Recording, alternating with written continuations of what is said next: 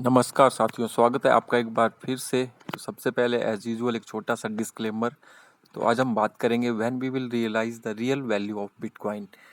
Bitcoin का जो real value हो कब हम रियलाइज कर सकते हैं। When banking system will fail, when world war like situation comes, natural calamities situation like flood, fire, earthquake etcetera, इस तरह की जब परिस्थितियाँ आ जाती हैं तब हमें रियल वैल्यू बिटकॉइन की पता चलेगी। तो अभी तक अगर आपने सब्सक्राइब नहीं किया है तो सब्सक्राइब जरूर करें। तो अब हम इन डिटेल में डिस्कस करेंगे कि क्या क्या सिचुएशन हो सकती हैं।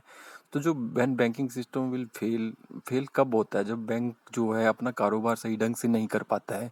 हालांकि बैंक के फेल होने के कारण कुछ भी हो सकते हैं, जैसे कि उसने उधार ज़्यादा दे दिया तो समय पे रिटर्न नहीं कर पाए जो बोरोवर्स हैं, तो उस सिचुएशन में बैंक फेल हो जाते हैं या मिसमैनेजमेंट हो जाती है। तो इंडिया में बहुत सारे बैंक्स हैं जो अभी रन कर रहे हैं, लेकिन कौन कितने अच्छे से अपना काम कर रहा है वो कोई भी नहीं बता सकता। और जनता के पैसे को बैंक ही संभाल रहे हैं, वो मैनेज कर रहे हैं जनता के पैसे को, और वो लोगों के द्वारा जमा किए गए पैसे को आगे उधार देते हैं और उससे जो इंटरेस्ट बनता है उस पर अपना काम चलाते हैं। तो बैंक फेलियर के बहुत सारे एग्जाम्पल आए दिन आए रहते हैं।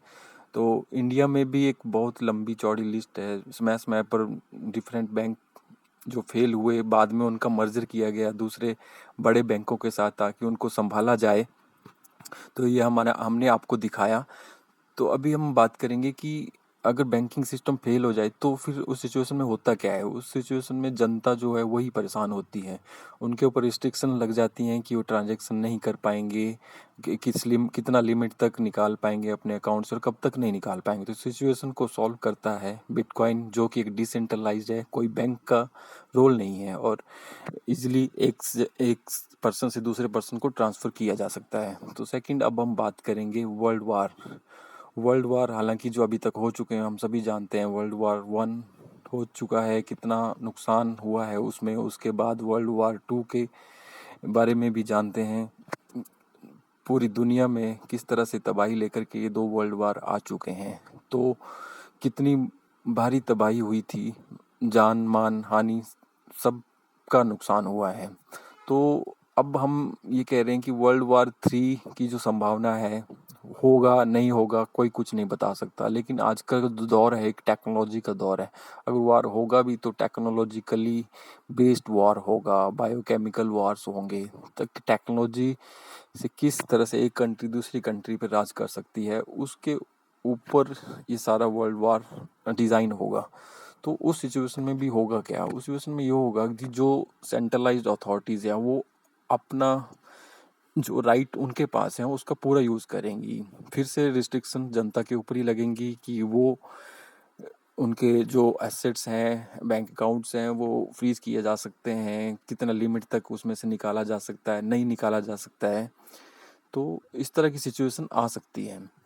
और अगली जो हम बात करेंगे, जैसे नेचुरल कैलामिटीज़ होती हैं, फायर लाइक आग जो होती है, आग पूरी प्रॉपर्टी को जला देती है। अगर किसी ने एसेट्स बनाए हुए हैं बिल्डिंग्स में, तो इस तरह की सिचुएशन आती हैं। जैसे अर्थक्वेक, फ्लड आ गया, पानी के साथ सब कुछ बह गया, आपने कोई फिजिकल करेंसी नोट्स भी रखे हुए हैं वो भी बह गए, तो उसकी भरपाई कैसे हो पाएगी? बहुत मुश्किल हो जाता है उसकी भरपाई कर पाना।